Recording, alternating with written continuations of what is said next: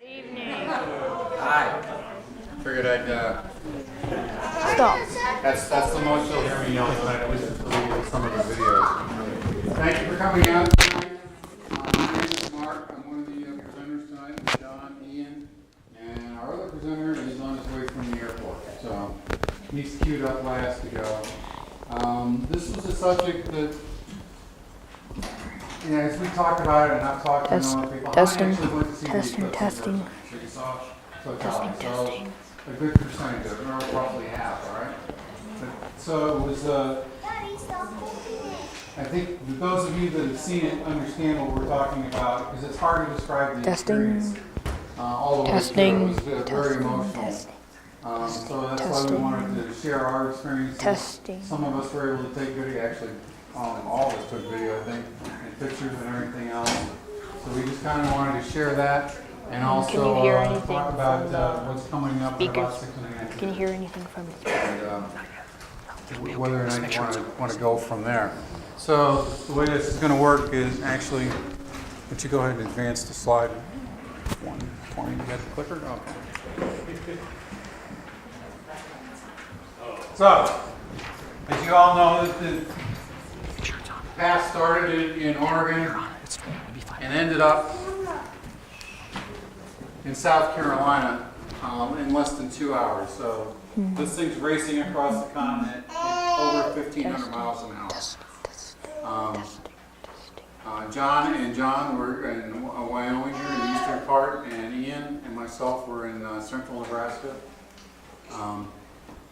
We'll go through the reasons for that and everything else, but Ian, you're up. Go ahead. Thank you, Mr. Mark. So one of the experiments I wanted to try was that people say that the temperature drops during an eclipse, and I wanted to see how much it would drop because there was less light coming from the sun when the moon was blocking it. So that's how long the eclipse was. Very short period of 2 minutes and 33 seconds, sadly. Ian, we can't hear you. You have to talk up. Okay. Yeah, I do.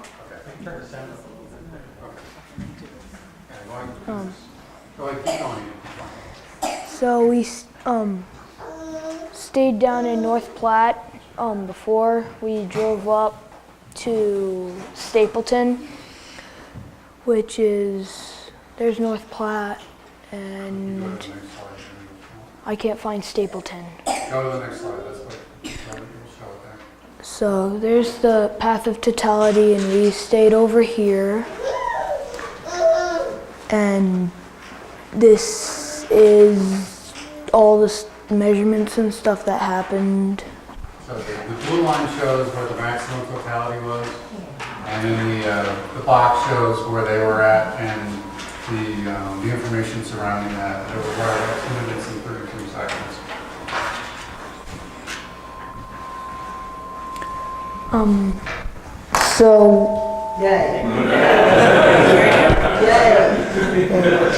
Where would we be without feedback, right? So we hung this data logger over there in the shade by the umbrella, and it recorded the temperature every 15 seconds. So we'll get to the graph in a few minutes, but I pressed the start button and from then on it recorded it every 15 seconds.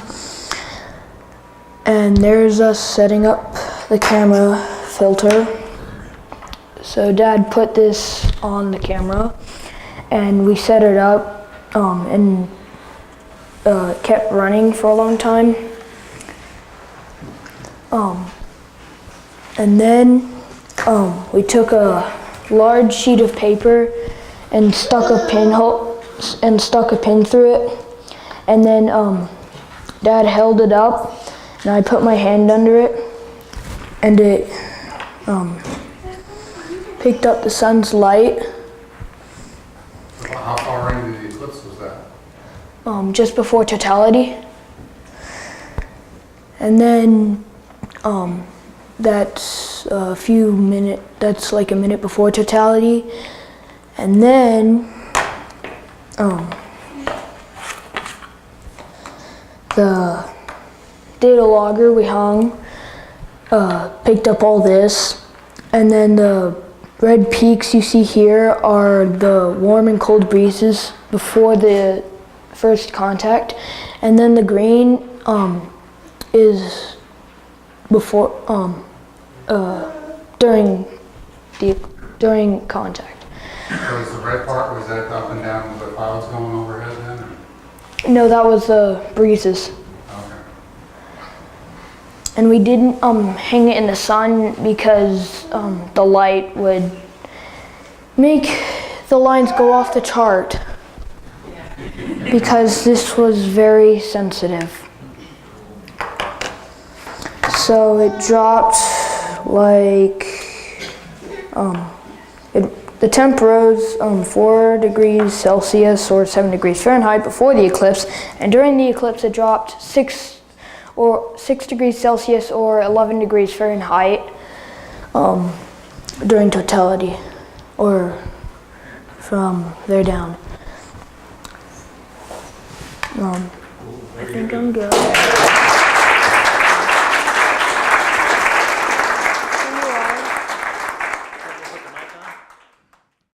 So again, my name's John Hiatt. I'm one of the board members here and a volunteer. By the way, if anybody needs a little extra volunteering exercise, we can always use new volunteers. We have a lot of fun here. So we've been talking about the eclipse for, gosh, the last 4 or 5 years at least. And I've seen a bunch of partial eclipse through my lifetime, but I have never seen a total eclipse. And I decided I was going to go up. And originally, I was going to go to Alliance, Nebraska, which is not quite on the map here. It's kind of over east of Scottsbluff. Actually, it would be up a little higher.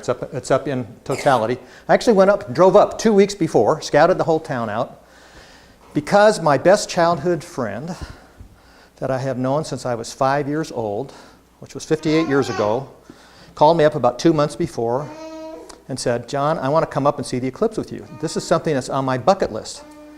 And at the time, Minta had told me that maybe I could tag along with the CSU group over to Alliance, Nebraska, but we never could get back and hold in touch with him again. So we had planned to go to Alliance, Nebraska. He was flying in, he and his wife were flying in on Saturday before the eclipse. And Friday, the forecast for Alliance, Nebraska was rain on Monday morning. Somebody's nodding over here.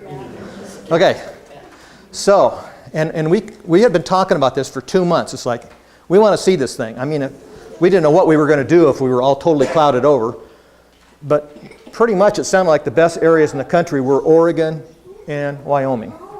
And Nebraska, western Nebraska especially, was pretty close. Was anybody here for our talk in August, by the way? Yes, some were here. So John Ensworth is not only works for NASA and does all kinds of educational things for NASA, but he also is a meteorologist. And so he's been really studying this. And he decided to go up to Lusk, Wyoming. So I thought, well, that's a good fallback. But what are we going to do? Should we go to Casper? And I said, no. That was my reaction, no. But so I, in a panic on Friday night before he flew in, I got on Google Maps.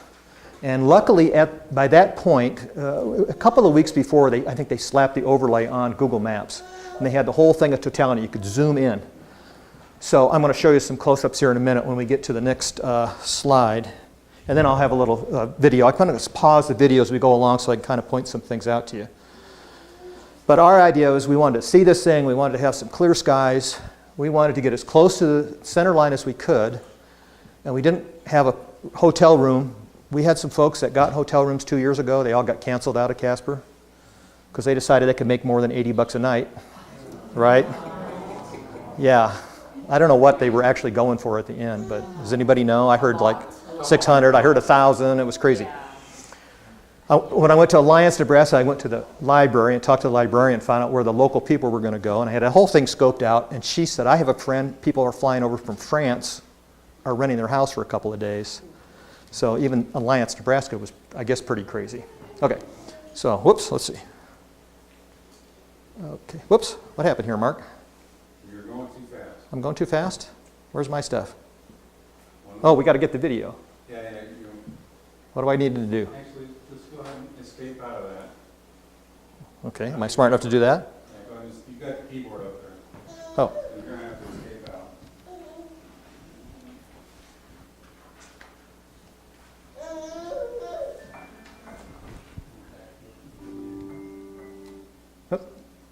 go ahead and hit that, yeah.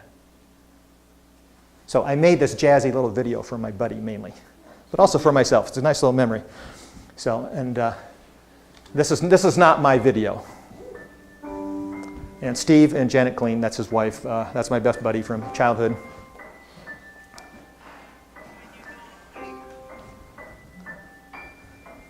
Okay, so I'm just going to pause kind of as we go along here. So there's pretty much the path through Wyoming. And there is Casper. And there, of course, is Interstate 25, which was solid red. If you looked on Google Maps a couple days before or a couple days after, that's where the jam up was. So I was going to try to skip that whole thing, go up east of Scottsbluff, kind of kitty-cornered up there, which I did. But we ended up going up Highway 85. Pardon the corny piano music. Okay, so this is how we got up from Loveland. Basically went up through Cheyenne and then cut over and up to Torrington. But that was our first stop. So we left at 2 o'clock in the morning because I had heard all the disaster stories, which could have been true. And were pretty bad for some people, particularly in Casper, I think, trying to get back. So I had gasoline, extra gasoline, I had food in the car. We were ready to get stuck on the road overnight, which could have happened. But we left at 2 o'clock in the morning. We didn't have any trouble. We cruised right up. Interstate 25 was actually pretty busy at 2 o'clock in the morning. Anybody else go up that early? No, you're goofier than I am. Or as goofy. Did you have any trouble?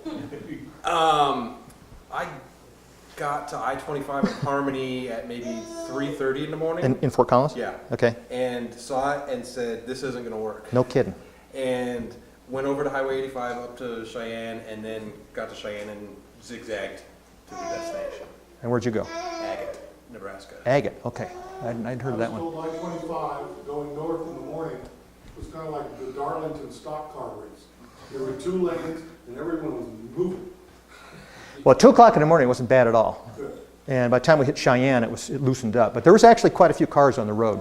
Okay, so we hit Torrington at about quarter till 5. We hit the McDonald's, which wasn't open, but it did open at 5. We were lucky. So we gassed up, no problem, got gas, went back over to McDonald's, and I'll show you a shot here in a second. And we got in 5 minutes after 5, there's already a line all the way back to the store.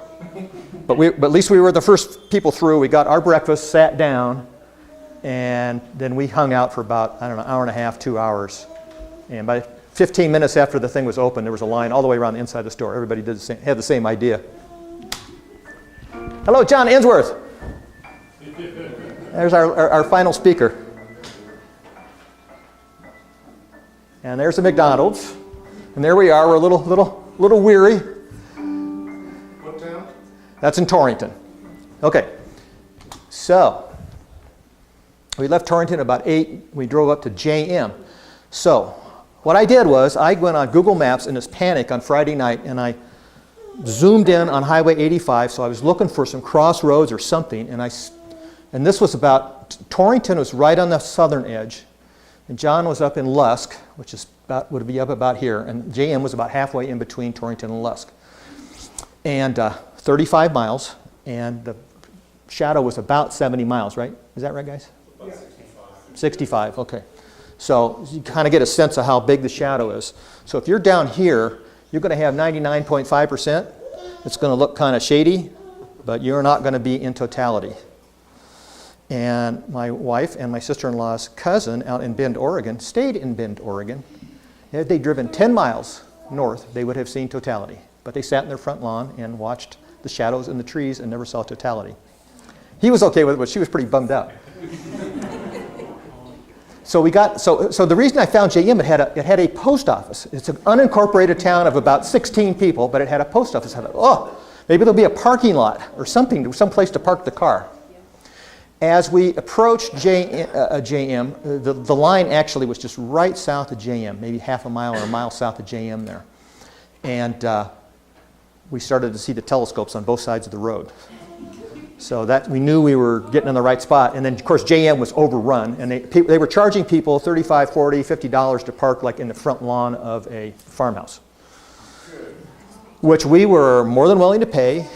You know, we just wanted some place to park. Everybody alongside the road had already kind of staked their spots out. We could have grabbed a spot alongside the road. But my buddy had a better idea, which we'll see in a minute here.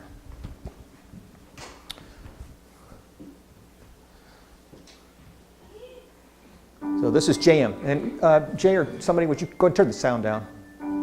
Yeah, you can just turn the sound down. So we got a, this was kind of fun. This was totally unexpected. Some of you may have seen the stamps. Has anybody not seen the stamp? Everybody else has seen the stamp. It's kind of cool, right? You put your thumb on the stamp and it exposes the surface of the moon.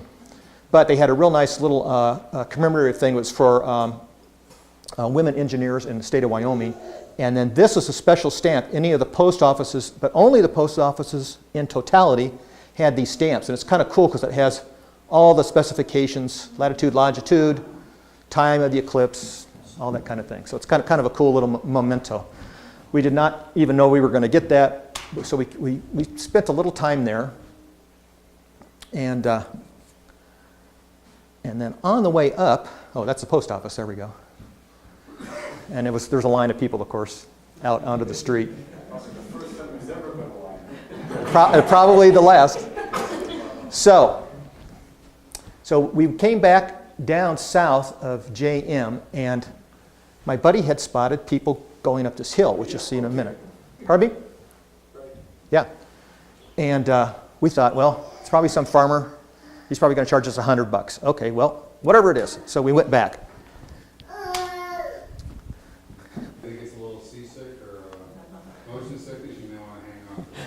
Yeah, my video is a little shaky. Okay, so here's what I did.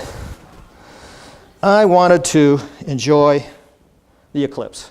And everything I read from people who have seen it before said, don't spend all your time looking at the camera. Just relax and try to take it all in. So I kind of took that, but I had to have a little video, right? So I just turned my cell phone on and I held it like this. So I was not looking through the viewfinder. I just kind of held the thing by the side of my face and I tried to enjoy the thing. So here we go.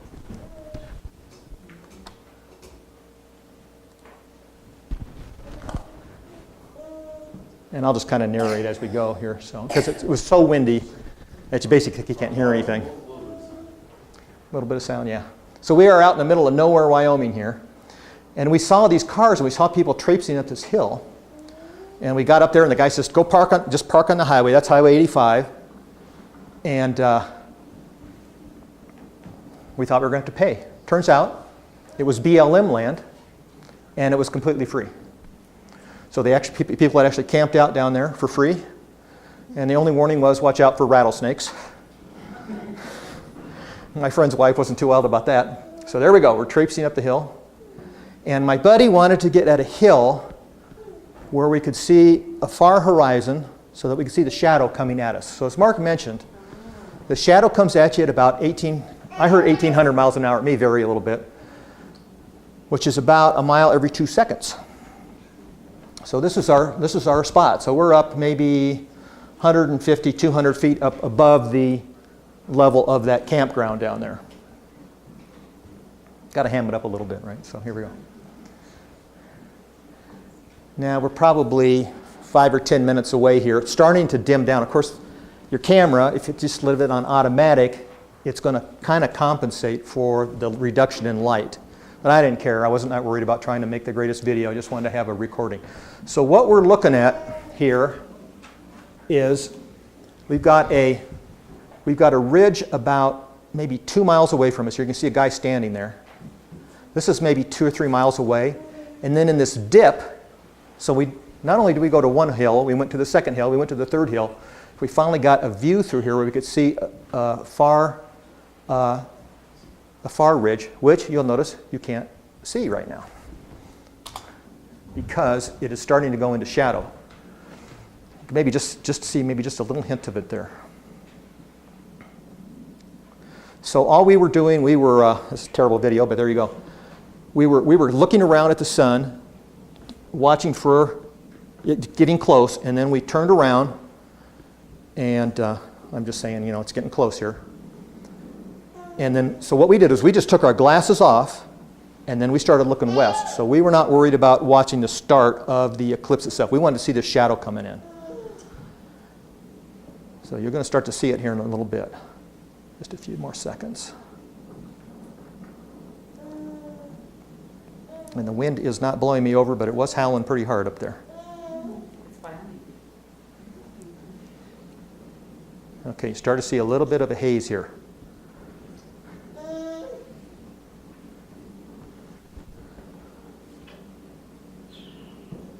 You can give me a little more volume there, Jay. Yeah, we're not getting the experience of the wind.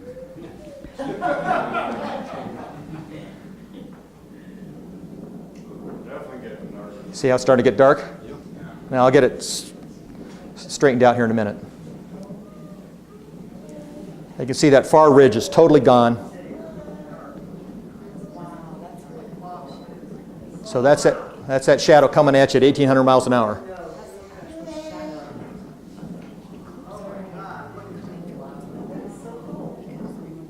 And then it started getting real dusky-like, and then boom, it just went right over us. Zoom. Literally, it only took a couple seconds, and the camera's now starting to adjust a little bit, and it got a little bit out of focus here.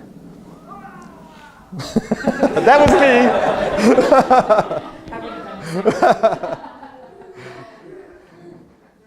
And that was Venus, of course, and my camera couldn't quite focus on it. Now you're going to see some better pictures later on. And unfortunately, the camera did not focus, but you can get a sense of, yeah, how it looks like a sunset all the way around 360 degrees. The sky's not perfectly black, but it's pretty dark straight up. Now what you can't see very well on my video is how dark the moon is. And you'll see this on Mark's shots. He took some real good pictures. But it was just so black that if you haven't seen this before, which I never had, it was completely shocking. It looked like something out of a science fiction movie. So you have this kind of silvery halo around the sun. That's the corona, which you can look at with your naked eye. So we have our glasses off at this point. I'm looking around to see if I can see any other stars. I could not see any other stars. There was a jet, apparently, I'm sure, trying to fly through the umbra. And now my buddy's trying to look for the Bailey's beads here at the end.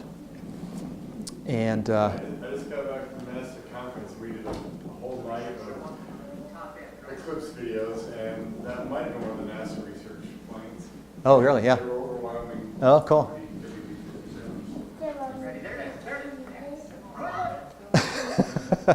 I kind of blew it there. I got so excited. You see how those flares kind of came out? Even though that was the camera doing that, even though that was the camera doing it, it's kind of what it looked like. To my eye, and we'll have the other folks describe what they thought too. So you're looking at that corona, that silvery corona around the sun. You know it's coming. It started off, it looked like a BB, like a silver BB on the kind of the upper right-hand corner, like at 1 or 2 o'clock on the sun. And then it expanded, and it looked kind of like a diamond ring, and that's what they call it, the diamond ring. And then it flared out, and that was a real surprise. I didn't know that it was going to do that. It didn't go out in all directions. It kind of went, to my eye, it kind of went out kind of like between noon and 3 o'clock. Those were the first rays that shot out. And it kind of looked, if you've ever seen the sun streaming through the clouds, that's kind of what it looked like, but different. Much more dramatic. Now, I had heard, like Ian did his experiment, that it was going to get chillier. So I took I had a jacket on because it was windy and kind of chilly up there. I took my jacket off, so I'm standing there in my t-shirt. And after this is all over, oh, Here, I almost forgot. Hang on a sec. And so that's a shadow going away from us. So I did pick that up for a sec there. I don't know why my camera must have been sticking my thumb in front of it. She did not want to come, by the way. And my wife did not come. She's not there. Okay, so that's enough of that. Anyway, I realized after it was all over, I was standing there and I was just shivering. So I don't know what, we were probably at 7,500 feet maybe, and it got pretty cold. It cooled off. We could feel it cooling off before totality started. I'm sure we got pretty full drop, maybe 15, 18 degrees. I don't know, because we didn't measure it. But I was shivering. And I did get very emotional. In fact, I kind of got choked up. Because there I was with my childhood buddy. I had not seen him for 18 years. And there we were. And we used to do little telescopes in the garage and stuff during the whole space race together. And to be there with him and his wife, it was really quite nice. And it was a kind of an emotional experience. You get so pumped up. It's kind of hard to describe. But well, maybe some other folks will tell their experiences too. I was kind of shaky. I felt a little bit choked up, and it was a blast. And we all said, okay, the next one's in Texas, we're going. And I plan to be there. And the next one in Texas, well, it goes through Texas. It goes all the way across the country again. Not the whole country, but a pretty good chunk of it. Yeah, Mark's going to show that at the end, or John. I'll tell you what, it was probably one of the 2 or 3 coolest things I've seen in my life.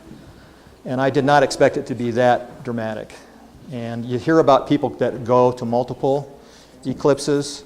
I talked to a fellow walking down the hill. He was a monk from Belgium, and they had a whole bus full of monks from Belgium. That was interesting. You don't know who you're going to bump into on these things, out in the middle of Wyoming. And they had the same thing. They were going to see it in Nebraska, and they were like last minute, oh boy. And so they drove over to Wyoming, and they just happened to end up there. And he said he had seen 20 eclipses. And, this is cool, he said he had only seen the shadow come at him 2 times. So I felt very, very fortunate. And because we had a clear sky all the way to the horizon, so we got a beautiful view of that shadow. And the video really doesn't do it justice. It was an amazing sight. And that was totally unexpected. I hadn't even thought about that. And my buddy, luckily, that was his idea. So that was my experience at the Great Eclipse of 2017. Hope you enjoyed it.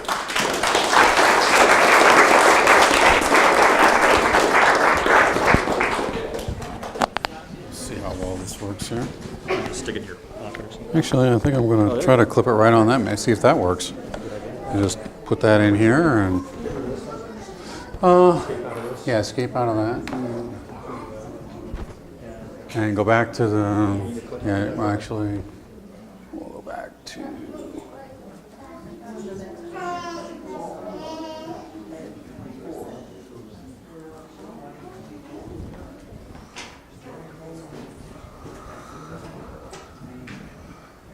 okay, I'm Mark.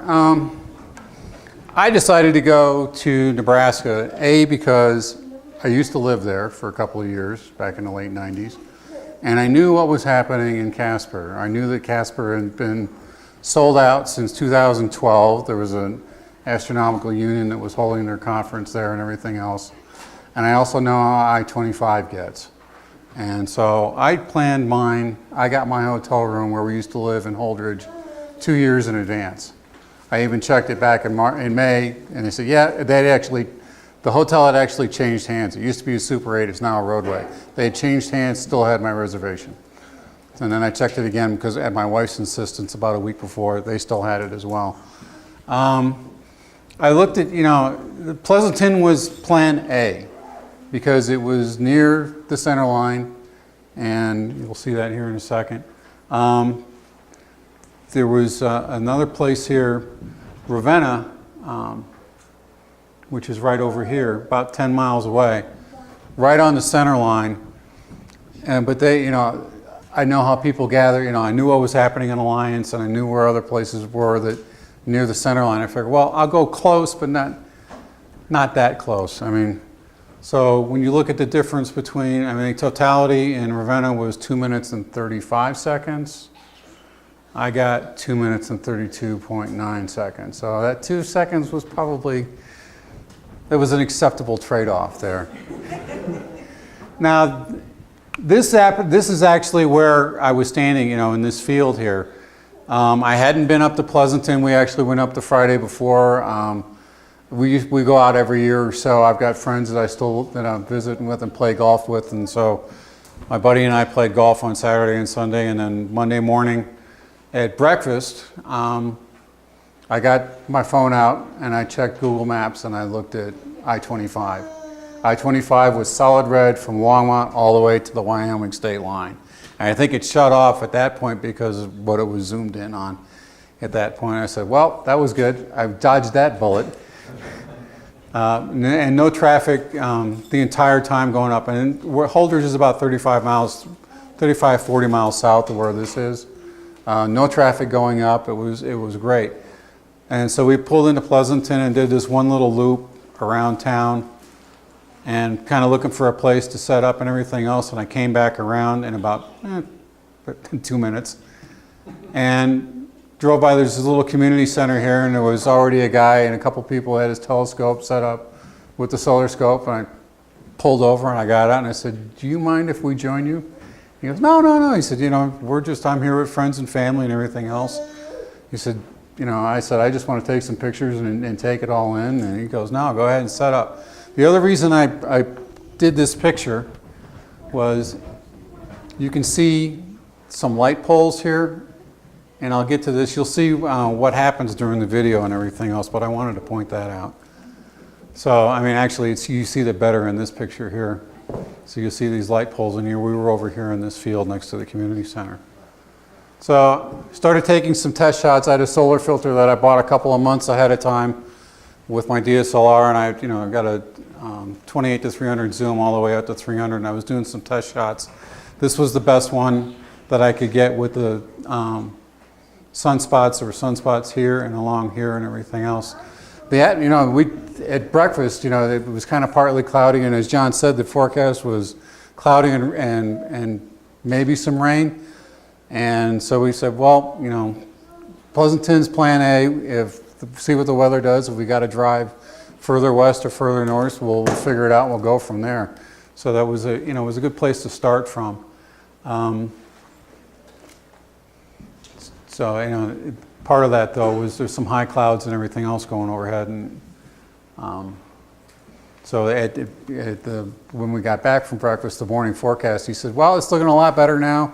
He said from Kearney north to Broken Bow should be fine. So all right, back to plan A, and headed on up there, and we did this. So then I just started taking shots. Test shots got the first contact and go through this and everything else, and just waiting for totality.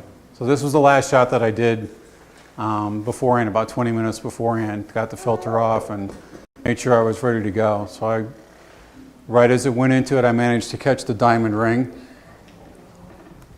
And then another quick shot. And these are about 1/160th or 1/160th of a second. Yeah. Is that one without the filter? This is without the filter. So that's why from this one still had the filter on. About 20 minutes ahead, I wanted to make sure I had it off.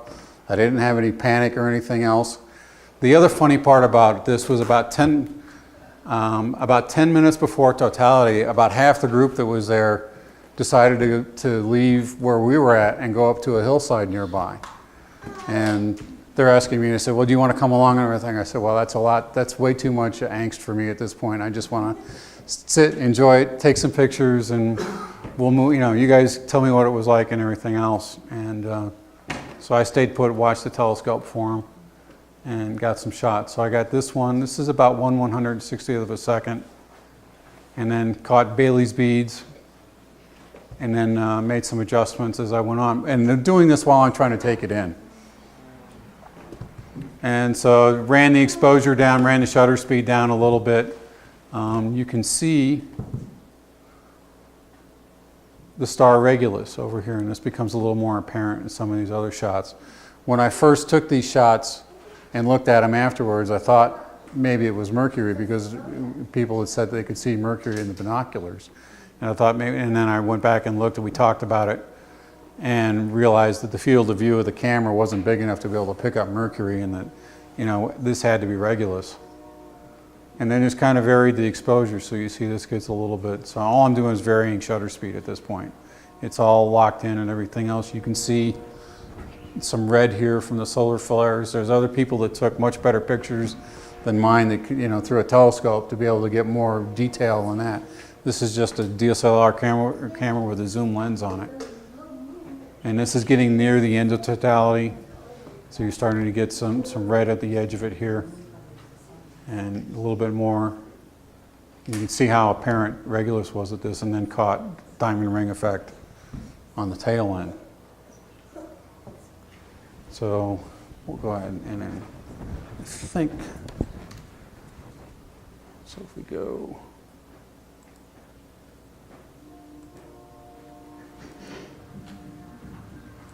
so this starts, and the other thing I did is I have a little point and shoot camera and I put that on a tripod and I started it less than 10 minutes before totality. I didn't intend for all of us to be in the picture. This was at a suggestion I had read in a magazine, you know, just take video, don't take video of the eclipse itself, but of the surroundings and everything else. So I started this particular clip, and it starts about 2 minutes ahead of time. You can see one lady and her husband back here have their glasses on and they're in their lounge chairs, ready to go. But my wife told me, and I didn't hear this. There was a little boombox with a radio over here, and a park on the other side of the street with an even louder radio going on a different station at the same time. So that's some of the noise you hear in the background. So the light poles I was telling you about, I was pointing it out to my wife. As that shadow started coming in, the lights started snapping on one by one as it got closer to us. So you start to, so you'll see the difference. You know, it's going to darken up here pretty quick here. Got a little bit of wind, not nearly what John had. So that was really about the only breeze that we had the entire time was right before totality. And you'll see just how dark it gets here. The other thing is, keep an eye on this area here. The building's totally lit behind you. Yeah. As you can see, you got daylight under the shadow here to the edge and everything. Beverly was having a great time. She thought this was, and my wife, who has zero interest in astronomy, thought this was one of the neatest things she'd ever seen. So I was the clock keeper on this. They, so that these guys could watch. So I'm sitting there checking time, trying to take some pictures, and then take it all in, and trying to look. One of the things I was looking for at this point was to see if there was any stars that I could see. Really, the only thing I could see visually was Venus, and it was bright and just wonderful. There were some high clouds that had gone over right before totality hit, but it was bright and clear during totality. So we're just kind of, that's me, just trying to figure out what was going on and see. And that's what I was doing, was looking to see if I could see any stars. But I think because of the atmosphere, there was still enough water vapor and everything else.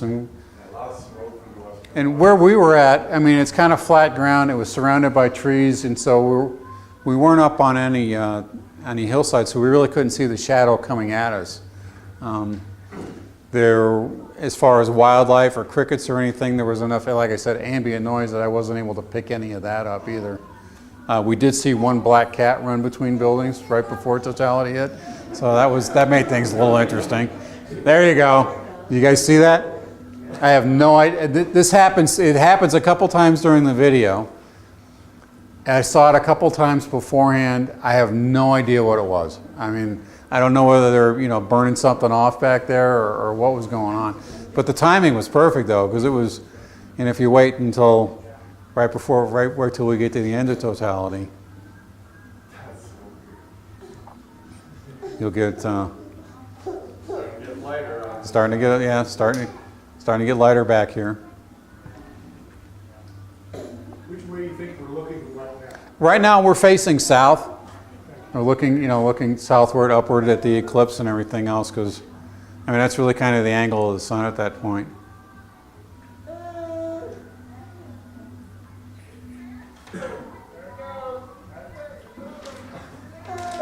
There it goes. Still, no idea what that was.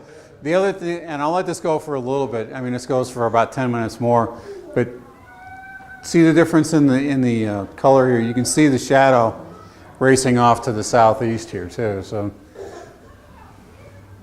but and Beverly just had we all had a great time. I mean, made some new friends. Shared the pictures with them afterwards and everything else, and. It was just a great time. Couldn't have planned it any better. I mean, the weather. I mean, with a little bit of clouds, was enough to put up with. That was just fine. I mean, this was everything I'd hoped for. I had been through one as a kid that was about like it was here, 94, 95%. So I said to myself, if I was going to have the opportunity to go see one and not have to do too much to do it, I was going to do it. I made my vacation plans 8-9 months in advance. Obviously, I booked that hotel room 2 years in advance. Couldn't have been any better. For whatever reason, the hotel that we were in was kind of a mess that night, so we had planned to come back Tuesday morning. And my wife got angry at the hotel and everything and said, all right, we're going. And she goes, do you want to go somewhere else and find another hotel room? I said, no, let's just go. We'll go. It'll be a long day, but we'll head home. It's only about a 5-hour drive. No traffic, I-80 to I-76 all the way in. Crossed I-25 at about quarter to 1 in the morning. I-25 southbound, dead solid traffic, not going anywhere as far south as I could see and as far north as I could see. 1 in the morning. At 1 in the morning, yeah. Afterwards. Okay? So, yeah, it was kind of insane. So I work with another lady, and she had said that she had been in traffic for 10.5 hours trying to come back from Casper. And I said, well, I probably shouldn't tell you then. My normal 5-hour drive back from Nebraska took me 4 hours and 55 minutes. So we can stop this at this point and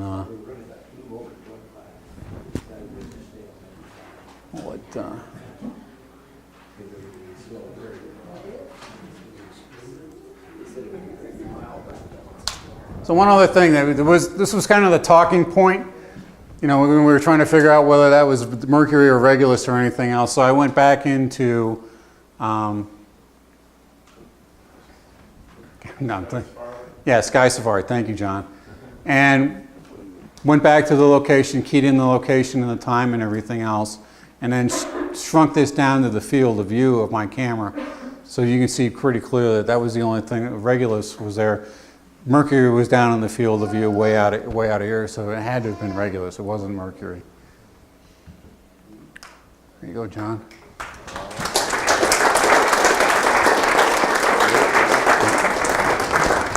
Yeah.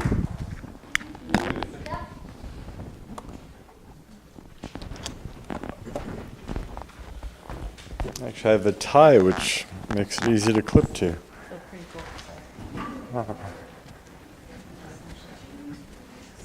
All right.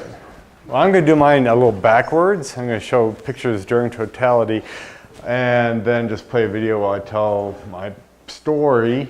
So here's an overview map, and I decided to go through the eclipse path and up to the north. We are still at about just under 2 minutes, which is a good amount of time. Very clear sky forecasted for here, so we felt pretty good. This is a picture of the clouds just after the eclipse. So the shadow has gone off into the Atlantic. You can see this big clear notch through Nebraska and Wyoming. A little bit of stuff in northern Colorado, but right down the Front Range turned out to be really good. Things in the models were a little spooky, especially in Nebraska. So people were afraid of what might happen. And just further east, Nebraska definitely was a rougher ride. So just about 45 minutes or so, 40 minutes before totality. Of course, you had to take the obligatory picture of shadows under the trees. Every little gap between the trees acting like a pinhole camera. And I'll tell the story of how we got to this location. But it was sort of the last second we decided to do the same thing, get up on the hilltop and see if we could see the shadow coming. In Lusk, they were preparing for 10 to 30,000, and I think they maybe got 1,000 to 2,000 more, because north of here there just isn't a lot of population centers that people would be sourced from. And once people came up from Denver and areas south, they got to that center line and they didn't go further. So the middle of the eclipse was kind of a filter for this part. So tons of open space at the Niobrara County Fairgrounds. My goal is to not get distracted by photographs during the eclipse as much as I possibly could. You have to do something. But here is a picture of panorama with my phone. This is looking south and west. Just a little bit before the eclipse, you can see that big dark shadow. With this much of the sky caught in one big frame, the difference is really pronounced.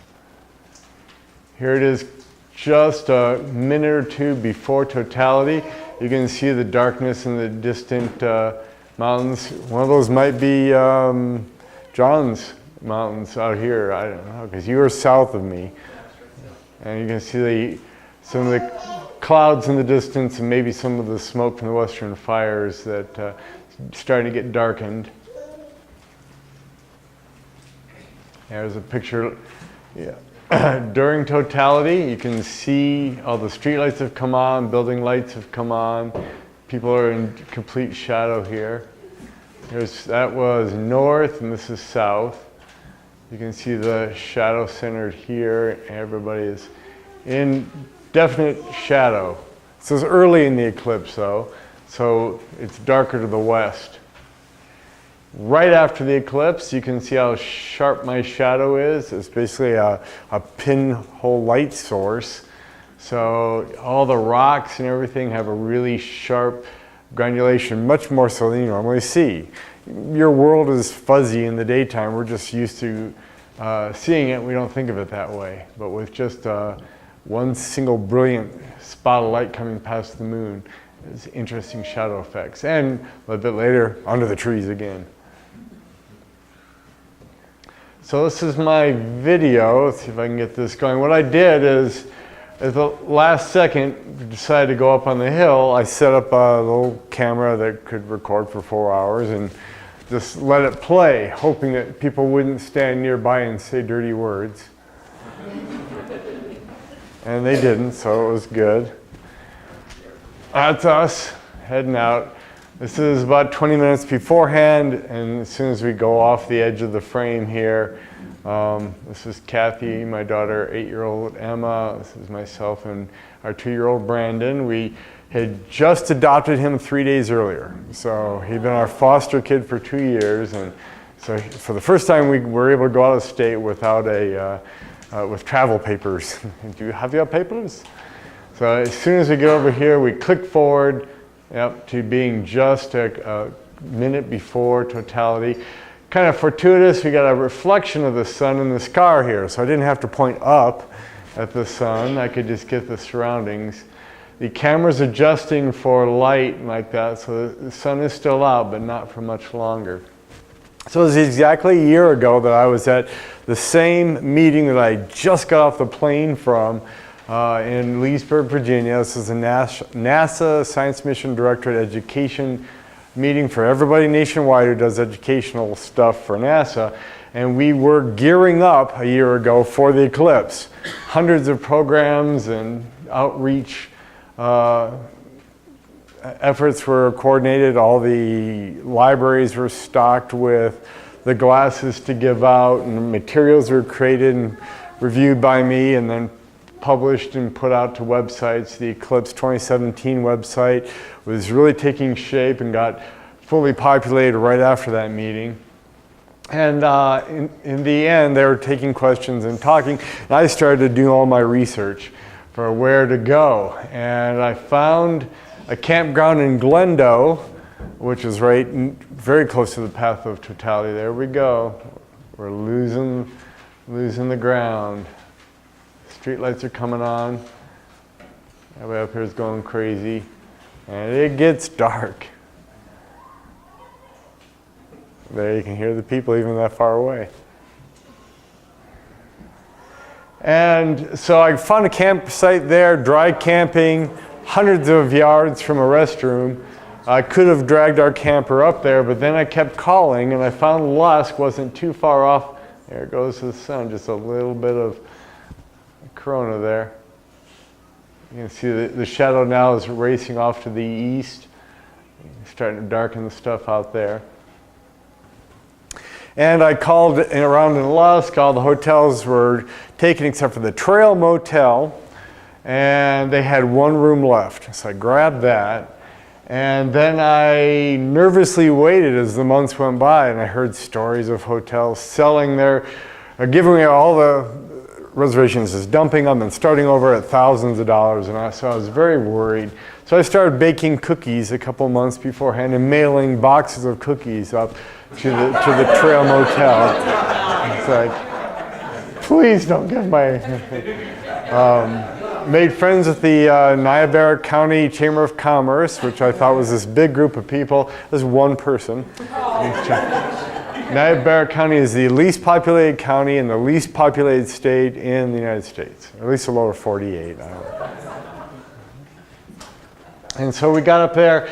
They had a dance Sunday night. They had a big dance in the fairgrounds here. And it was my family and one other couple dancing to a live band for 3 hours. And there were about 10 or 20 people sitting in the seats watching us. They had hundreds of seats. They did get a NASA shuttle engineer who came and spoke on Saturday. On Saturday night, they had a pool party at the newly renovated pool complex. They were set up for 150 and they had about 40. And then I had a star party with a laser and my telescope out in the baseball field nearby, and I was able to relate, here comes the sun. I was able to relate all the motions of the sky and important spots in the sky that night to what people are going to see on Monday. So this is VIP parking. There's our car right there, and we got to let into the fairgrounds to park. So oh boy. So it turned out to be. He didn't want to see it end. Didn't want to see it end either. Yeah. We even got a tour around town in a hayride, and given the history of Lusk, Niobrara County, there was a brothel there that a very influential woman ran back in the late 1800s.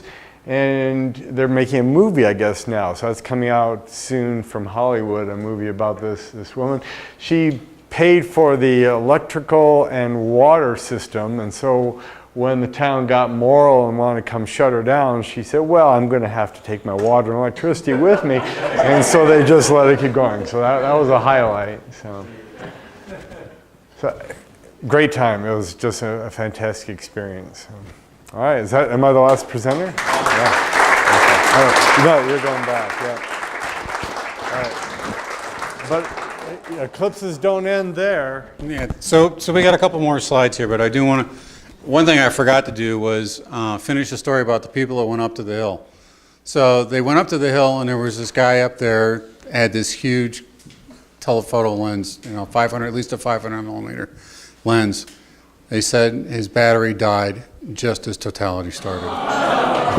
He said this poor guy was broken-hearted. I mean, he was devastated. I mean, that's like, and he checked it. He said it was functioning fine and everything else, had extra batteries and everything else, but didn't have a chance to change it while it was, while it was going on. So that was not a happy experience for that guy. And so that also made me look a little bit better because I had made my wife stop in Loveland before we left so I could get a third battery for my camera. So, and just so I had, everything ready to go. So I'm going to leave you with a quote here from a friend of ours, Laura, and a coworker of ours. He goes, "I now know there are two types of people in the world. It has nothing to do with gender, race, religion, anything like that. He says those that have experienced totality and those that have not." So, that kind of puts it into a nutshell because, you had to be there. It's really literally one of those things, you could watch it on TV, it's really cool, but you got to be there. Because the temperature experiment that Ian did, to me it felt like it was more than that. It was like turning the switch off. It didn't get cold, but it definitely got cooler. You could feel it. So it's like we've kind of talked about maybe a different kind of experiment next time around to see if we can actually get the true what it feels like on this, what that temperature differential is on your skin as you go along. So, what do you guys want to do on April 8th, 2024? Does it sound like fun? Yeah. So this is the path of totality. Starts out in the Gulf, in the Pacific Ocean, through Mexico, Texas, Oklahoma, Missouri, Arkansas, Illinois, Indiana, Ohio, and then up into Canada, New York State, and into Canada. Did you guys take note of what date it was? April. What's the weather like in April almost anywhere in the United States? So,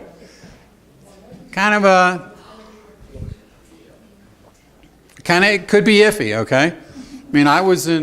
I was in Austin a year and a half ago, the first week of April. Clear skies the entire time. Austin will be in the path of totality, be on the eastern edge of it. The blue areas are, this is what? This is what? I think 30 years of cloud data at that time of day across this hemisphere. So this is what, so Mexico looks like a great place to be. Okay, yeah. Texas has thunderstorms that time of year though too. I've been through enough tornado warnings the times I spent in Texas in tech school when I was in the Air Force. Being April, you could see an eclipse right after noon, and 2 hours later see a tornado. Yeah. Very possible. So. The line at the border coming up from Mexico. Oh. Yeah, well, yeah, you try to get through customs then. Good luck. That's one aspect of the trip you're going to have to plan a little bit better. Right. For those of the younger people in the group, in 2045, and this eclipse is going to be almost 4.5 minutes.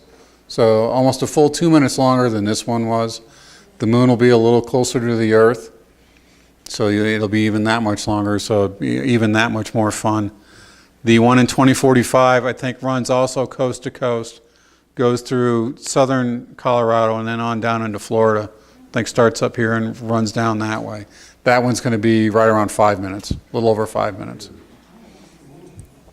Why so much longer? Again, how close, the moon varies in its orbit and how close and how far it is away from the Earth, from anywhere from about 222,000 miles to just around 250,000 miles. So the closer it is to the Earth, the more it's going to block out the sun for a longer period of time. The farther it is away, that's why we also get what are known as annular eclipses, where it covers the sun, but it doesn't cover it completely, so you get this ring around it. We had one of those about 5 years ago, about 5.5 years ago. And I believe there's another one of those that runs through here in 2023. the annular eclipse. Yeah, West Coast, Western states. I think it does run through in southern Colorado and in the area as well too, or at least New Mexico. There's one in 2044, and it's in Montana, and goes up into Canada. Right. That's total. What's the weather looking like, Daniel? It's a bit cloudy on that side, but it's rather clear straight up ahead. Wow, see there? You talk about an eclipse and having to get, clear things up and everything else. That was the other funny part about this whole thing is about 5 minutes before, about 20 minutes before we got this big cloud that went overhead.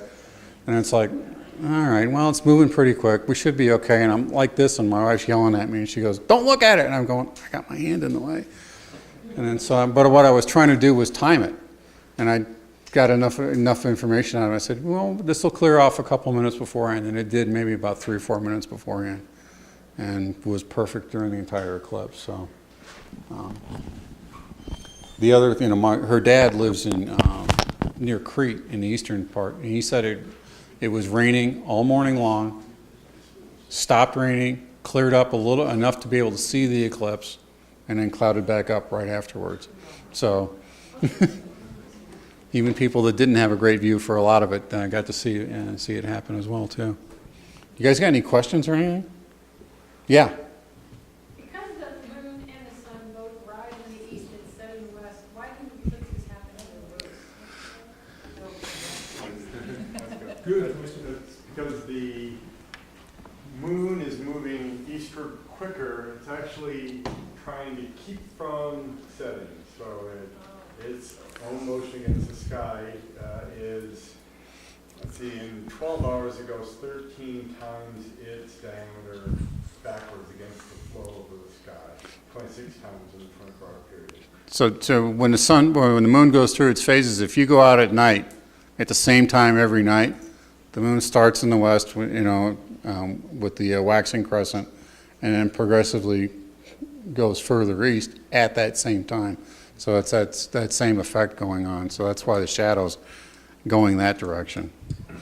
And so there's other eclipses coming up in the next couple of years. There's 2 that go across Chile in 2019 and 2020. The weather's going to be good there. Yeah. Yeah. Well, we've been talking about this, all right? So, I mean, this one, and I'm not quite sure why this one varies so much, but the maximum amount of totality for the one, I believe, in 2020 is 5 minutes, close to 5 minutes out in the middle of the ocean. It's over Chile itself, it's about a little over 2, almost like this one, about 2.5 minutes. So it does vary along the path. In this one, in Texas, it's going to be about almost 4.5 minutes, about 4 minutes and 23 seconds. When it gets up to Ohio, it's going to be just a little under 4 minutes. And I think the longest totality is right in this clearest spot right about here. Yeah, it's in Mexico. Yeah. You can go back one. Yeah. Actually. You got that. Yeah. The graphic. So, yeah, the graphic shows there in the highlands of Mexico where that black dot is where the maximum time. And in the last eclipse, it was right up in this part of the U.S. So if you know anybody that lives in Carbondale, Illinois, ask them how they managed to get so lucky, because they were the maximum point going across the United States east to west for this one, and this one in 2024 goes right through Carbondale again. Yeah, not too far from the maximum line either, but so I don't know, might almost be worth buying a little shack down in Texas. Huh? Yeah. Now you can get a job with the Border Patrol. Yeah, I'm kind of trying to talk. My daughter lives in Austin right now, and she's talking about moving it in June. So I see if I can get her to move back there in 2024. Anybody in the audience has any preference? Yeah. And so, what did the people that did see it? What did you guys think? I mean, what was it like for you? I mean, yeah.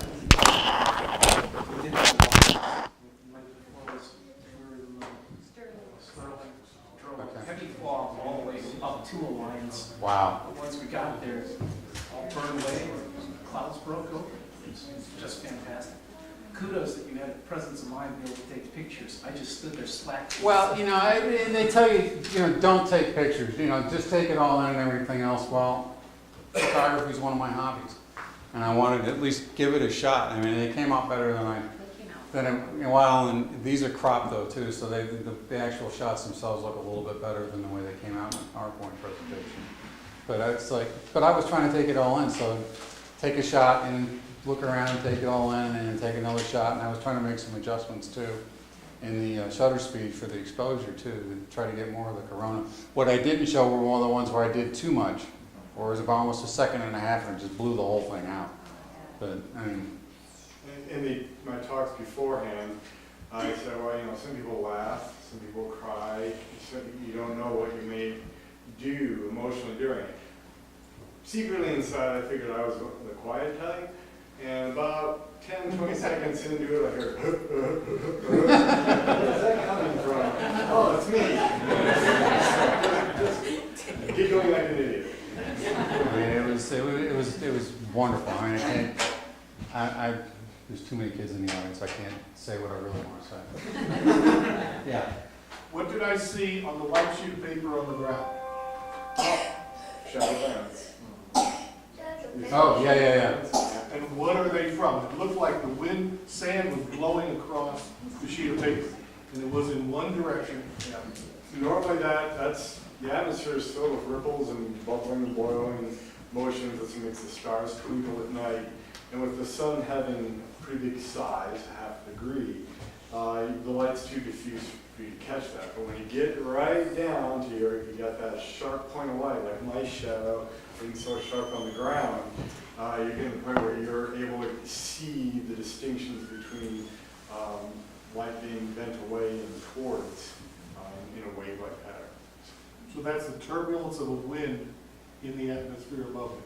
Density variation. With a point source. Okay. They say that works best if you use like a white sheet Yeah. and lay it out on the ground and everything else. Well, here's the other dumb thing though too, right? The lady that was doing all the hooting and hollering in the background laying in launch, she had binoculars, right? I had binoculars too. They were in my bag in the car. I never even bothered to get them out. Didn't even think about it. Because I was so focused on trying to, you know, get some pictures and stuff like that. I didn't even take my distance glasses out so I could actually see the eclipse even better. It didn't lessen the experience. It was a blast. I mean, I told my boss at work, I said, you know, I'm going. Whether I got to call in sick or not, I'm going. I mean, you approve my vacation or not, but I'm going. I'm not missing this one. Well, at that point, so we pulled him out of school. Right. Both of them. Yeah. Both of us. Well, yeah. And So it was my daughter. Yeah, you couldn't think of a worse time because school started here the same day. Yeah. I mean, Scott, you know, my son had to work that day, and so he wasn't able to go. But he and Scott, when he was going to school here, had made plans to do this and go up together, and neither one of them could go. You know. The exciting thing was that I think 1/5 of his class was gone. Yeah. For the eclipse.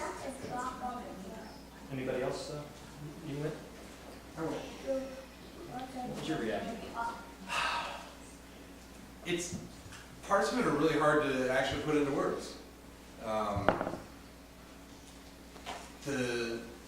Your picture with the of your shadow right afterwards, the photo doesn't really do that justice. Unearthly. Yeah, it looked totally different in real life in that situation.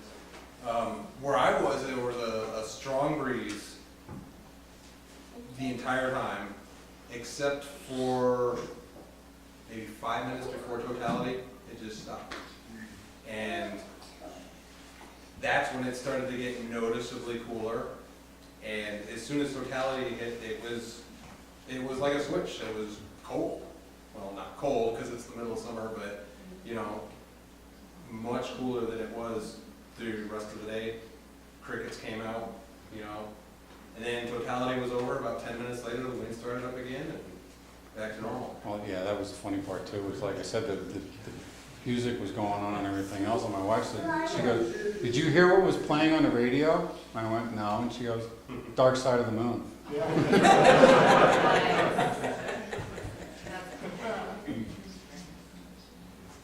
experiences? Experiences or questions? We were at the airport in Casper, and it was interesting to watch all the private jets that came in all morning until they closed the airport at 10:30 to any arrivals. And the entire parking area on, for airplanes was full of all these private jets, some the size of small airliners. But, I thought, we must be in the right place if these people are coming from all over the world. They could go anywhere. And they were coming to Casper. So it was a thin cloud layer during the eclipse, but still you could see the sun. And it was just barely starting to get light. And some of these people that came on the private jets already had their crews in the airplane spooling them up. Because I guess they weren't going to be the second to leave. They were going to be the first. Yeah, golf game in Morocco, or I don't know what it was. But, it was just barely getting light again, and they were already starting to light up the jets. So. But we stuck around. We stuck around for quite a while. I understood that Alliance, Nebraska was going to be the busiest small airport in the country that day. But they had fog that morning, so that changed plans. Well, yeah, and that was the whole thing, is you gotta be prepared to move one way or the other, because you never know what the weather's gonna be like. I mean, the weather typically in Oregon and Wyoming and Idaho that time of year, and even Nebraska, the 2 years before, had been perfectly clear across the state on that day. The 2 days beforehand, 3 days beforehand, perfectly clear, beautiful weather and everything else. Sunday night, thunderstorm rolls in. But the thing about Alliance, though, was the funny part that I read about this was an article in the Post about a week beforehand. They were talking, Alliance was getting phone calls 5+ years ago from people in Germany. The people in Alliance didn't even know what was coming. They had no idea there was an eclipse coming, right? And they're getting phone calls about, hotel reservations and stuff like that. Well, why are you coming from Germany? Oh, well, there's an eclipse, solar eclipse. And in reference to the hotel rooms, there was also the mayor and the Better Business Bureau and Alliance got together with the business owners in the city and said, behave yourselves. Don't gouge the people, charge your normal prices. So that's one of the neat things about Nebraska is, they behave themselves. I got the same room rate that I got 2 years ago. And, we had 94. In Alliance, Carhens was very busy that day. I'll bet. Yeah, that was kind of what I was trying to do, was stay away from the crowds and figure out where can I go. And the people that we met up with, the guy that had the telescope, he goes, I went to high school and graduated from Ravenna. He says, Ravenna is a town of about 1,100 people. He says, they're expecting 5,000 or 6,000. He says, I figured, Pleasanton's going to be 3 seconds off on totality and probably not nearly as many people, and he turned out to be exactly right. There was, maybe 10 or 12 of us the entire time, and we had a blast. It took us under 3.5 hours to get up there. It took us just shy of 11 to get home, because there was school the next day. So we got home just before midnight. It took me 2.5 to get out, and I was 35 miles south of you. We left a little later, but it took me 6.5 hours. How long did it take you guys to get home? It took us 3 hours to get there and 5 hours to get back. Not too bad. Yeah. I mean, compared to. It was an hour and 40 minutes just from Stapleton to North Platte. 30 miles. Because it was so close to the interstate that everybody flooded there, and they were all trying to leave. So it was a choke point. I had apocalypse level food and water supplies. We could have been out there a week and still gotten over full. We just had one bag of pirate booty for all of us. I think we had electric griddle and pancake mix. I think we had a bag of chips and a cooler full of water, and that goes about it. Because we knew where we were at. I mean, you had to plan for where you were going and what kind of conditions you were in. It felt like the modern day Oregon Trail. There you go. So that's the other thing about Texas. I mean, there's a lot of populated areas along the way. There's a lot of wide open spaces through there. That's, yeah. Other than it getting cold at that certain point, what are some of the other effects that had at the time? Well, I mean, you saw the wind kick up. I think that was part of it. I mean, as it cooled off, you get that cooler air dropping down and hitting the ground and kind of flattening out, and almost like a little mini burst, microburst. I think that caused some of it. But you talked about the wind dying out. Yeah. And that's the other effect too, and that happens a lot around here. You'd be windy all day long, and then as soon as the sun goes down, it shuts off. It loses that thermal engine to keep that wind going. Yeah.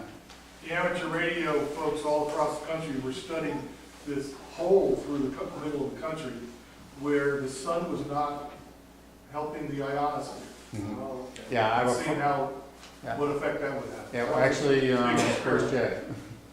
There's Jay in the back. One of our other volunteers and one of the other guys that does the radio astronomy. He was up near Casper doing an experiment. I have a ham radio friend that was doing test runs and everything else to test exactly what you were talking about.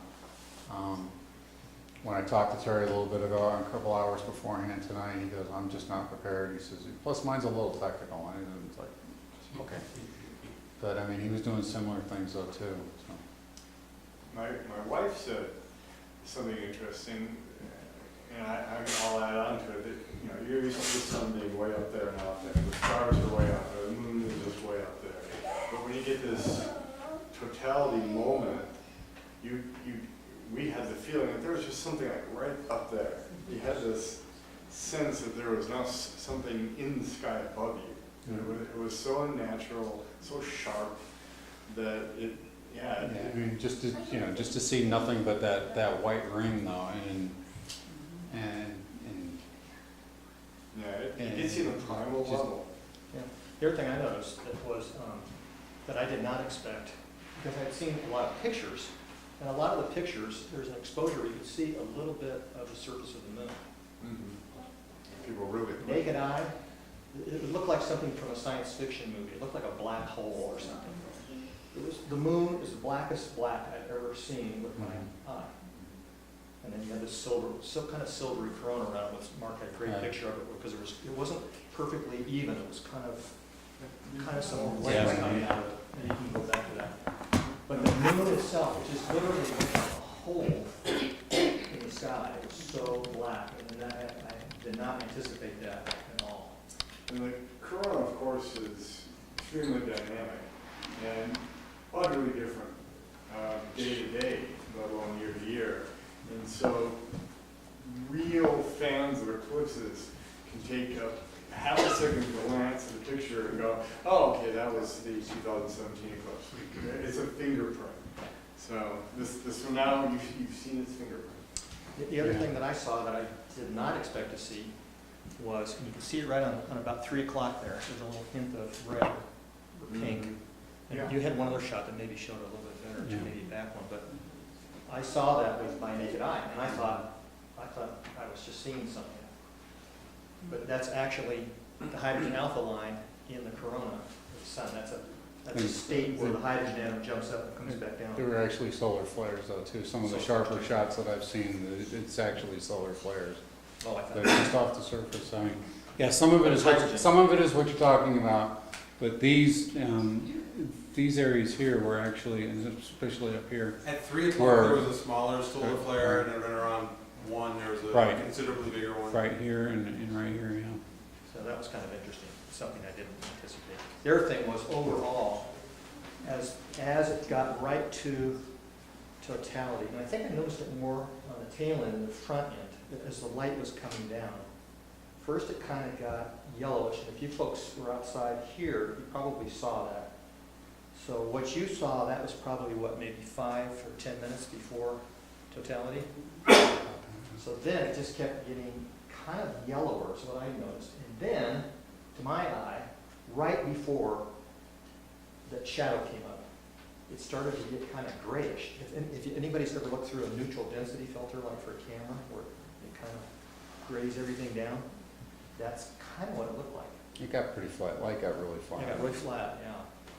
And then I really noticed it on the backside when it came out. It's this kind of weird grayish at first, and then yellower, and then it came back to normal. And it comes back to normal pretty quick. So these kind of things, 2024, you may not be able to see. because the moon will be covering more of the corona. You probably won't see these kind of things. You will see it on, on the front end of it, just as it goes into totality, and just as it comes out of it. But because it's covering more of the corona and the surface, I mean, this was pretty much just right on the edge. And you have to think about it. I mean, those are pretty big solar flares to extend out beyond the edge of that too. So they may not look that big, but they're huge. The other thing is you can go read all you want though about what drives the shape of that corona though too. There's a lot of interesting material on what they were trying to find out about the shape of the corona and everything else, and what that tells you about solar cycles and things like that. You can see the corona anytime you want. You go to spaceweather.com. It's a long-running weather blog, and the SOHO spacecraft and other missions are taking pictures from space. So they use a little block of the sun interior of the camera, and they're always taking pictures. So if you wake up at 2 a.m. and go, what if the sun is still working? You go online, see a live picture of the sun, and then go back to bed. You can catch the corona other times. Anybody else? It's pretty cloudy. Not much to see. Okay. How do you guys think that you'll approach the 2024 eclipse? Do you think you'll do anything different planning-wise, or try to experience anything different, or just? I have a 5-inch refractor that I left at home deliberately because I just didn't have room for it, and haven't really done anything but trying to take pictures with it. I've since bought a solar filter for it. I'll probably try to do some practice stuff in the years. I don't know if I'll bring it with me or not. Depends on whether or not I do, what we're talking about here in a couple of years and go somewhere else and just watch and have fun. There's the science aspect of it that has my curiosity up, and see if I can get any better shots than this. I think if I go down, I was able to just drive up. I'm not sure if I would drive down or not. If I fly down, I think I'd go in a couple of days early, like San Antonio or Boston. But then, it's to the, I don't know, you guys were looking at some shots where it showed the cities. That's going to be probably crazier than this one from Denver up. So I think I would try to get up like John did, up on the other side, away from these major metro areas. Get a hotel up there and then drive back down. Actually, I'm going to try to scout. Yeah, I didn't have it. No. See if I can scout out some BLM, and that was pretty cool. Yeah. Oregon, a small town. You're kind of away from the major metros, it'd probably be okay. For mobility, would you be north or south of that center? I would get north of San Antonio and Austin. North of us, okay. And north of Wow, the center. I would get west of the center line. For mobility is what. Yeah. For mobility, I aim for west of the center line because it's less populated along west of the center line than it is east of the center line, and maybe try to head south, anywhere from Waco and that area. I think your dad lives in Whitney, right? Yeah, my dad's in Whitney, and he's already says that the bedroom prices are going up. Bedroom prices at his house. And I storm chased out there in Texas and Oklahoma for 10 years, and I've seen just a good cumulus cloud get going on the dry line, and then gridlock happens from storm chasers. So that'll happen easily with an eclipse. There's fewer roads. Yeah, fewer roads, and they're just 2-lane things, and some are dirt. So yeah, I'll probably be ready to shoot down towards southwest, like arc away from the path and head towards southwest Texas, and then try to come back in from the nowhere lands if I have cloud problems. In my experience on Highway 85 there was probably a zone of a couple of miles right onto the center line where Uber geeks had their telescope set up, solid road.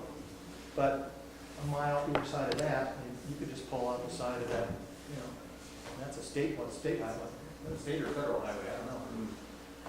But we could have pulled out on the side of 85 pretty easily. Yeah. And And then we looked at it and looked into this deal, and then landed up on the hill. But, Yeah, that was the funny part too, is we'd gone up to Pleasanton, didn't see anything until we got into town. When we left, half hour afterwards and headed back to go get something to eat in the Kearney, there was this church on the south side of Pleasanton. There was a whole bunch of guys there with telescopes and everything else in the parking lot there that had set up after we'd gotten up there. I'm going to give a little shout out to this guy, Xavier Juvier, who does these maps. I mean, you can, he has maps that go into the past. One of the things I did was go and research the one that I experienced as a kid. And I thought, they told us it was 97 or 98. I went back and checked it, it was more like 95%. So you can go and check in, you can zoom in on things, it uses Google Maps on it, you can go into the future, check all the other solar eclipses and everything else. But if you want to find the eclipse you're looking for, like this one, all I did was Google Jubilee 2024 and it pulls that link up to that map right away. I was doing forecasting for clouds at the Longmont Observer, and I found 3 or 4 good models that just predict clouds. And in another 8 years, that modeling technology is going to be better. They're going to have more lead time and more accurate picture of what the clouds are going to look like on that day before the weekend. And you're going to be able to plan better and get into the right spot. and the Google road condition thing, that was actually, John got us onto that back in August, and that actually seemed to be pretty accurate. Yeah. And things like Waze, helping you see what the traffic actually is. When we took some weird loops off the interstate, probably saved us an hour or 2. Yeah, this next one, I don't know. I may consider an RV, just to get in place ahead of time, and then have the SUV on a trailer, small car on a trailer, and then be prepared to move, quickly around that. I don't know. We'll see. I might try to upgrade you. Just an iPhone going like this, I might try to do something. If I were you, I'd try to get a better relationship with your dad. Or see if I can see Yeah. the tool shed. See if you can negotiate that rate down. Maybe a better Christmas present for the next couple of years. Hey, I think we're about wrapped up time. I had a few folks in the audience ask if they could see the telescopes. So I would love to show anybody who wants to see the historic 24-inch telescope. Feel free. We can't look at anything. I got up at 4 a.m. and was in a NASA meeting all morning, just landed and drove straight here, so I'm going to go home and unpack.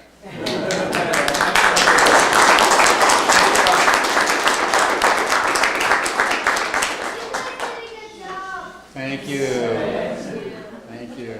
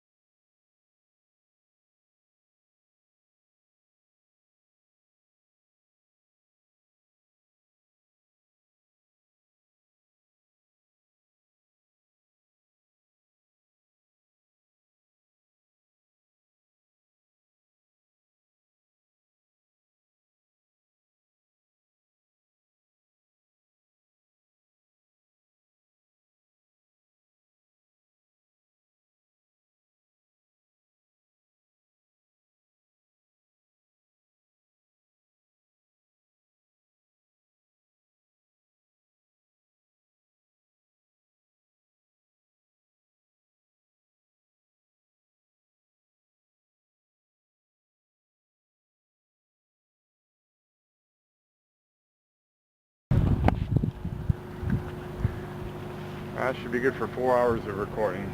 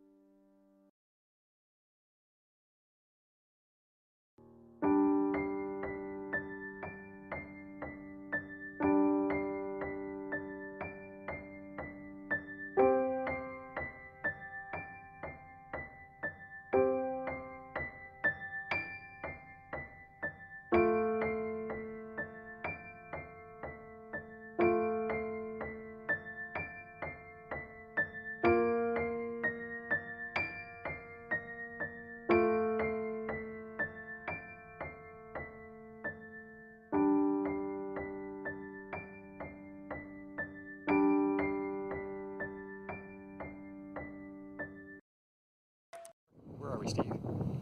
We are in Nowhere Lands, Wyoming. South We're of... gonna climb a hill and we're gonna see the something. solar event of the century.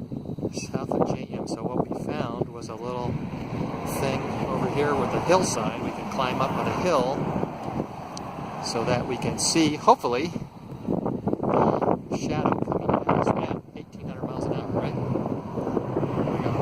Okay, so we are headed up this hill. Turned out that, in fact, this is BLM land, and so we got in for free instead of paying $100 for a parking spot. No bathrooms. Other than that, here we go. We're going to get up on a hill so we can hopefully see the shadow coming. Here we are. This is going to be our spot. And we've got a pretty good 360.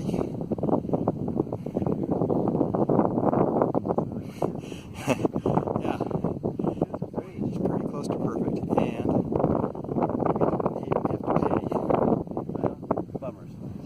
Free. BLM. Our government's dollars at work for us. Here we go. Finally. Pay those taxes, kids. Right, that's right.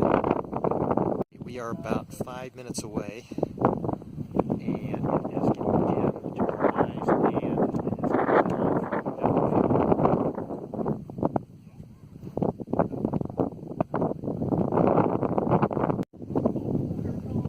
Oh, here you can see. Okay. You can see it, can't you? well, look, that far ridge has disappeared. Yeah. You said that was like maybe 30 miles away, right? Yeah, and you can just see it's like a big cast.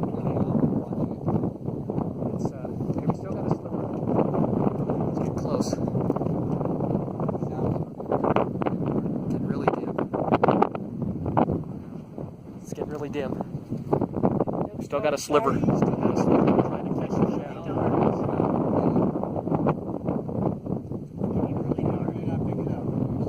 Okay, that's my alarm. That was 11:40. That's 11:45. Within 45 seconds.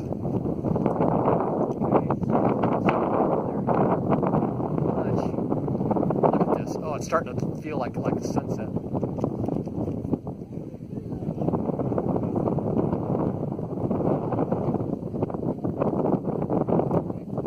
But you know, if you look at the sun, you can still see that brightness just for a second. I don't know for a second.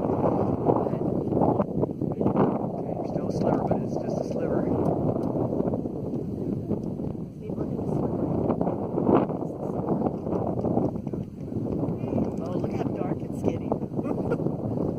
Oh, it's cool. Okay, man. Okay, there comes the dark. It looks like fog coming in. Oh wow! Look at that. Oh my God! Look at that. It's almost gone. There's Venus. Oh, there's Venus.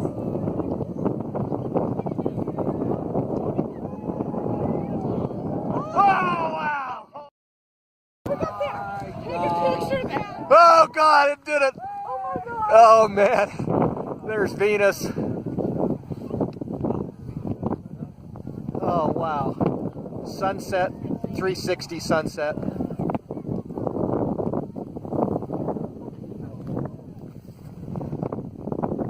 Oh. So cool. Oh my God, that's amazing.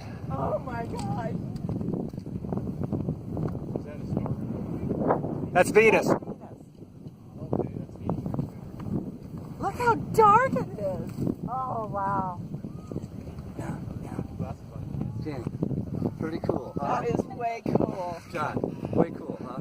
Way cool. It's unbelievable. Way cool. This is the most. Okay, let's see if we can see other stars. Quit screwing around. Okay, got a plane gonna fly through the umbra probably. It's just so cool.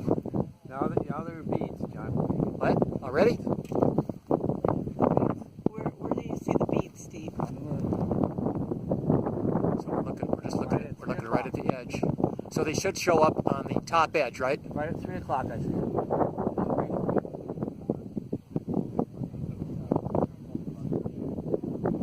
Get ready. There it is. There it is. There. Quit looking. Oh. Oh God. Are we not supposed to look through? No, don't look anymore. No. What did I do with my Did you see that? Did you see the one big circle come up? I saw it. Oh man, that was awesome. Can I see these for a second? And I don't know. There goes the shadow, huh?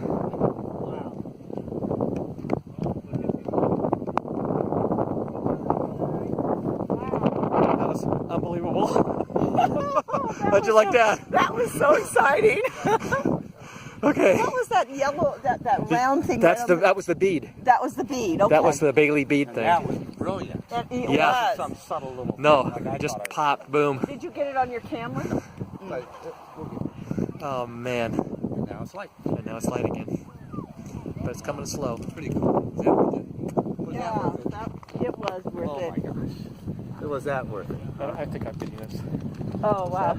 It was so exciting. Oh my gosh. It was like something I'd never seen ever, you know? It's like something of a science fiction. Yes, it was. I almost feel like I've got tears coming to my eyes. I got goosebumps.